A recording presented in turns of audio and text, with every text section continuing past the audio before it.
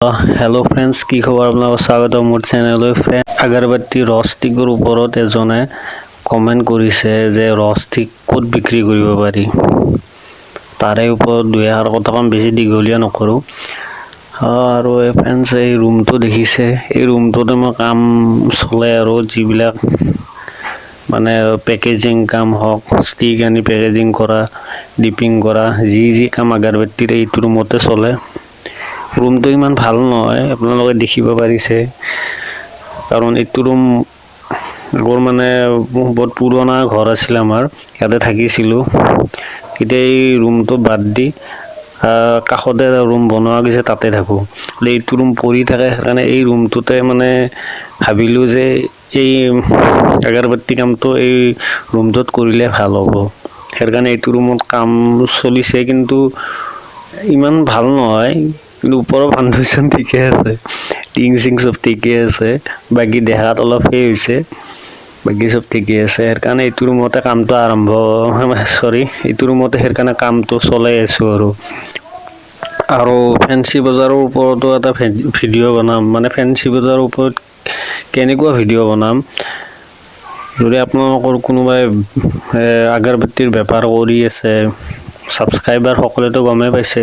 নতুনকে যদি মোৰ ভিডিওত কোনোবা আহিছে ওপৰত যদি মানে বেপাৰ কৰিব খুজিছে বনাম কত মানে अगरबत्ती বিলাক কিনিব পায় ফেন্সি বজাৰত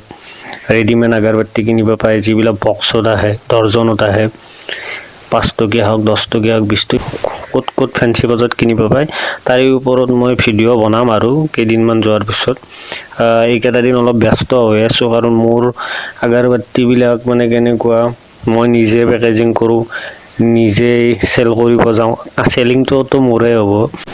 আজি আনিলো ডিপিং কৰিলো ডিপিং কৰি উঠি আৰু 3-4 দিন ৰখিব লাগে তাৰ পিছত पैकेजिंगৰ কাম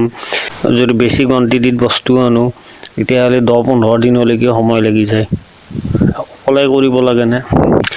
বাৰু এইবিলাক কথা এৰিলো এতিয়া মেইন কথাটো কওঁ সুদীপ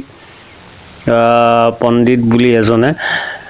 কমেন্ট কৰিছে যে ৰস্টিক কত বিক্ৰী কৰিব পাৰে দাদা মোৰো ইমান এক্সপেৰিয়েন্স হোৱা নাই বাতি কত বিক্ৰী কৰিব পাৰি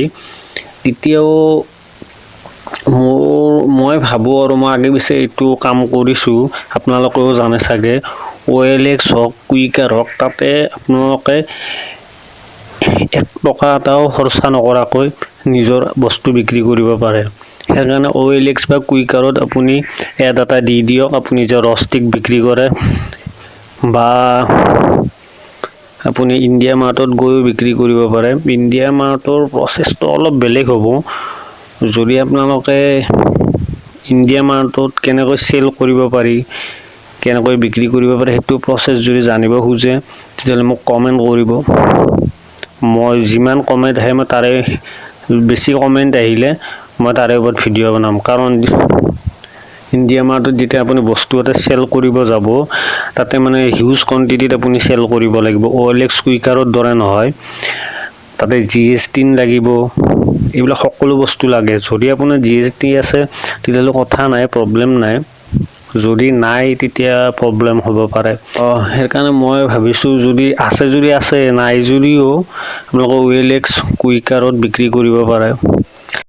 আৰু এটা কাম কৰিব পাৰে আপোনালোকে ইন্ডিয়া মাৰ্ট এপ্লিকেশনটো ডাউনলোড কৰি সেই এপ্লিকেশনটোত থৈ দি আপোনালোকে লোকেল যিবিলাক আপোনালোকৰ ডিস্ট্ৰিবিউটৰ আছে ৰস্টিকৰ তেওঁলোকৰ লগত কন্টাক্ট কৰি নিজৰ ৰস্টিক বিক্ৰী কৰিব পাৰে বাস এইখিনিতে ভিডিওটো সমাপ্ত কৰিলো যদি মোৰ ভিডিওটো চাই ভাল লাগিছে লাইক কমেন্ট শেয়াৰ আৰু সাবস্ক্ৰাইব কৰিব লাইকটো বিৰাট জৰুৰী কমেন্টটো কিয় কৰিবৰ কাৰণে কৈছো কমেন্ট কৰিলে কি হ'ব আপোনালোকে কি